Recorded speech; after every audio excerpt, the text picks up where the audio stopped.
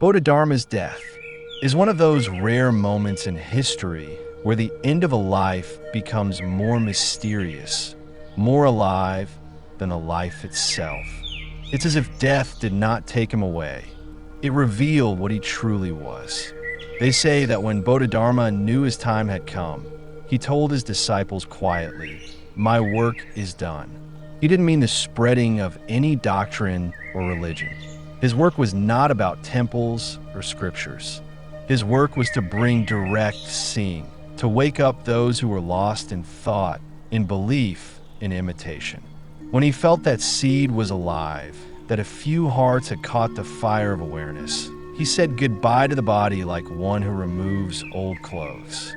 There was no ceremony, no funeral in the ordinary sense. He simply sat in meditation, closed his eyes, and stopped breathing.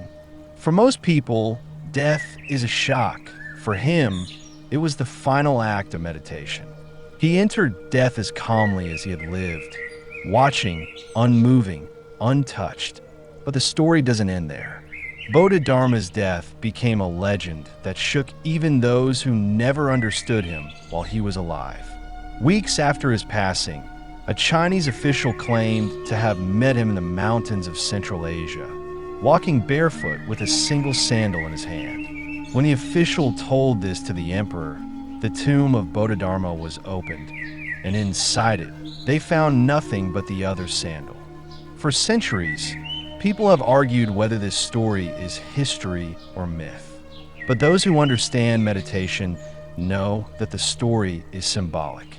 Bodhidharma was never a man bound to the body. He was a presence that had already walked beyond the limits of life and death. The sandal is a metaphor, one foot still in the world, one already beyond it. His death, if we can call it that, was non-event. It was the natural flowering of a life lived in total awareness.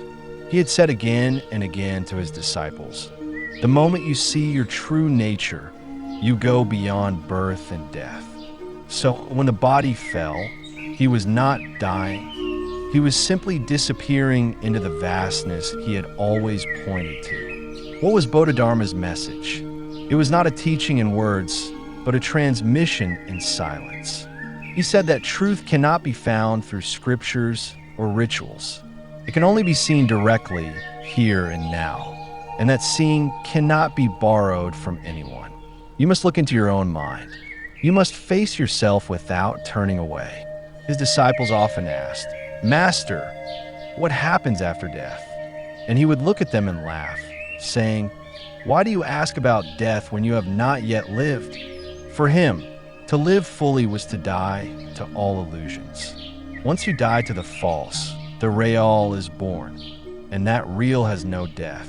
In this way, Bodhidharma's death became the final lesson, not through speech, not through scripture, but through his own being. He showed that life and death are not two separate realities. They are movements of the same ocean. When one sees clearly, both dissolve into silence. He was a strange man to the Chinese monks of his time. He came from afar, sat facing a wall for 9 years, and said almost nothing. To them, this silence was unbearable. To him, it was the essence. He once said, "Everything you seek is already within. Stop chasing shadows and look at the one who chases."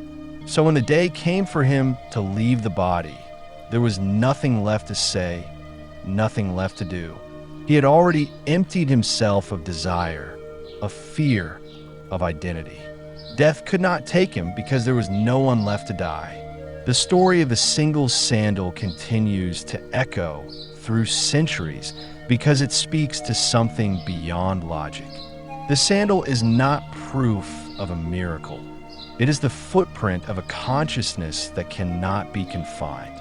It says, one who truly knows himself can walk out of existence as easily as stepping through an open door. Even now, if you go to the Shaolin temple where he once meditated, you can feel something in the air. It is not about religion, not about history. It's about the fragrance of awareness that never dies. The monks there still face the wall in meditation, honoring the one who taught them that enlightenment is not something to gain, but something to remember. Bodhidharma's death, if you understand it deeply, is an invitation. It asks you to die before you die, to let go of the false identities you cling to, the endless stories you tell yourself, the dreams you chase. Because only when the old dies, the real can appear. When we hear of such beings, something inside us stirs. A faint memory awakens. We begin to sense that maybe behind all the noise, we too are that silence. We too can live and die with awareness. Bodhidharma's last gift to the world was not a doctrine. It was a mirror. He showed that the face you see in that mirror is not who you are.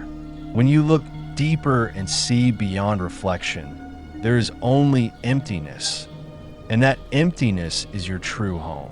So his death was not the end of a master. It was the completion of a circle, the silence returning to silence, the wave returning to the ocean. And if you listen closely, his message still whispers through time. Don't seek truth outside. Don't run from life or from death. Just look into yourself completely, fearlessly. In that seeing, the journey ends. That is the real story of Bodhidharma's death, if one can call it death at all.